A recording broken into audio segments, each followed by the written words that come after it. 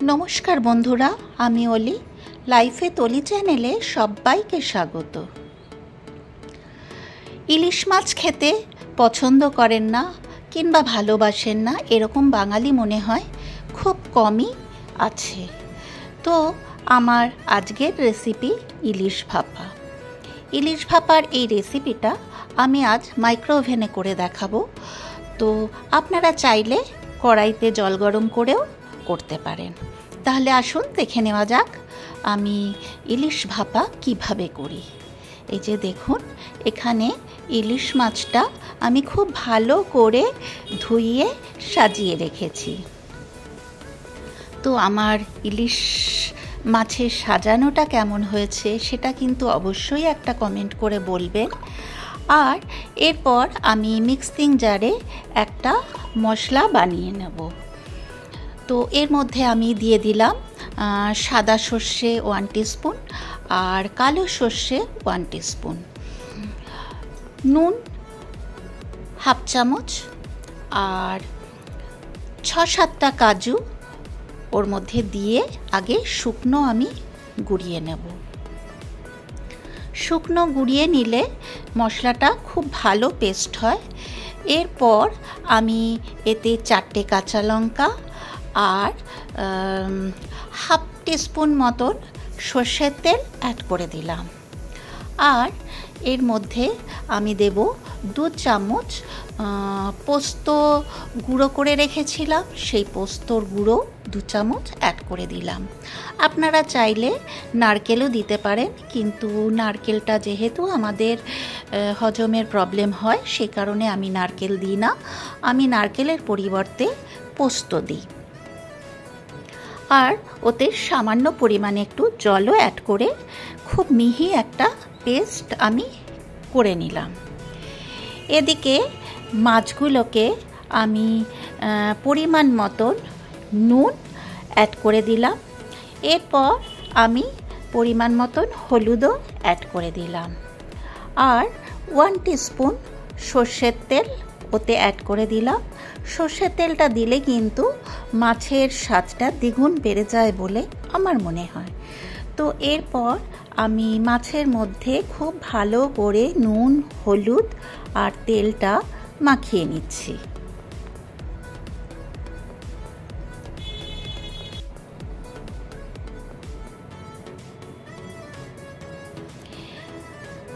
এই ম্যারিনেট করা মাছটা আমি আধ ঘন্টা মতন রেখে দেব ঢাকা চাপা দিয়ে। এই যে দেখুন, মাছটা কিন্তু খুব ভালো করে ম্যারিনেট হয়ে গেছে। এরপরে আমি একটা মাইক্রো ওভেন প্রুফ বোল নিয়ে নিলাম। তো ওর মধ্যে আমি যে সর্ষে, পোস্ত আর কাজুর পেস্টটা বানিয়েছিলাম সেটাকে অ্যাড করে দিলাম। এরপরে মিক্সির ধোয়া জলটাও আমি ওর মধ্যে অ্যাড করে দিলাম। এরপর এতে 4-5টা কাঁচা লঙ্কা চিড়ে অ্যাড করে দিলাম। আমি 4টে কাঁচা লঙ্কা বেটেও দিয়েছিলাম, আর 4টে কাঁচা লঙ্কা এমনি আমি চিড়ে অ্যাড করলাম। এরপর আমি আবারও ওতে সামান্য পরিমাণে হলুদ আর নুন অ্যাড করে দিচ্ছি।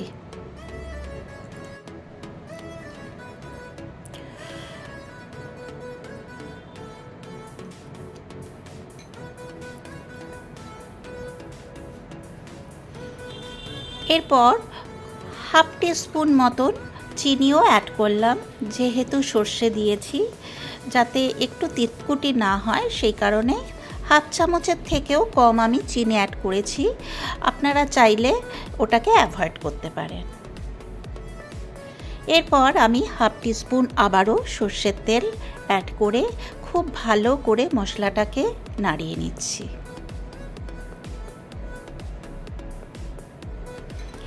এই যে দেখুন, মশলাটা খুব ভালো করে আমি মিশিয়ে নিয়েছি।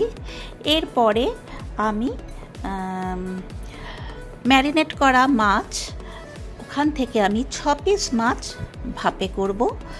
আর বাকি মাছগুলো আমি অন্য একটা রেসিপি বানাবো, সেটা আমি আর আজ আপনাদের সঙ্গে শেয়ার করব না। সেটার রেসিপি আমি অন্য দিন আপনাদের সঙ্গে শেয়ার করব। খুব ভালো করে মাছের মধ্যে মশলাটাকে মিশিয়ে নেব।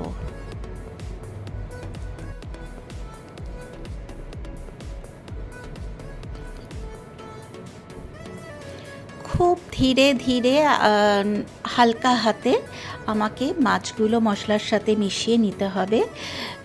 যেহেতু ইলিশ মাছ খুবই নরম হয়, যাতে ভেঙে না যায়, সেই কারণেই আমি খুব হালকা হাতে মাছের গায়ে খুব ধীরে ধীরে মশলাটাকে মাখিয়ে নিচ্ছি।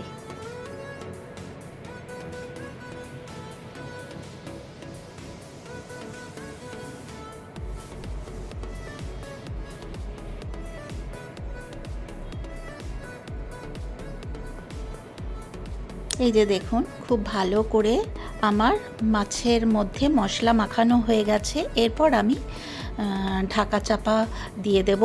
আর মিক্সির ঢাকাটার মধ্যে অল্প একটু মশলা লেগেছিল, সেই কারণে আমি ওটাও ধুয়ে খুব অল্প খানিকটা জল অ্যাড করে আবারও খুব ভালোভাবে মাছের সাথে মশলাটাকে মিশিয়ে নিচ্ছি।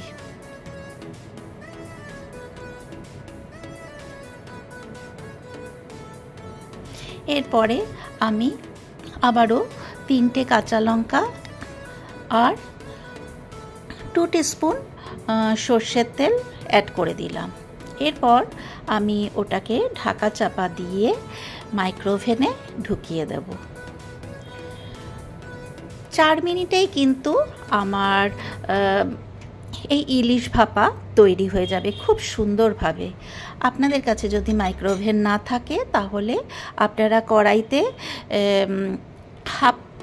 2-3 কাপ মতন জল গরম করবেন, তার উপরে একটা স্ট্যান্ড বসিয়ে একটা যে পাত্রে করবেন সেই পাত্রের মধ্যে মাছ মশলা শুদ্ধ মাখিয়ে রেখে ঢাকা চাপা দিয়ে একটু ফুটিয়ে নেবেন মিনিট 10 সময় পর্যন্ত। তো এই যে দেখুন 4 মিনিট হয়ে গেছে, আমার ইলিশ ভাপা কিন্তু একদম রেডি হয়ে গেছে।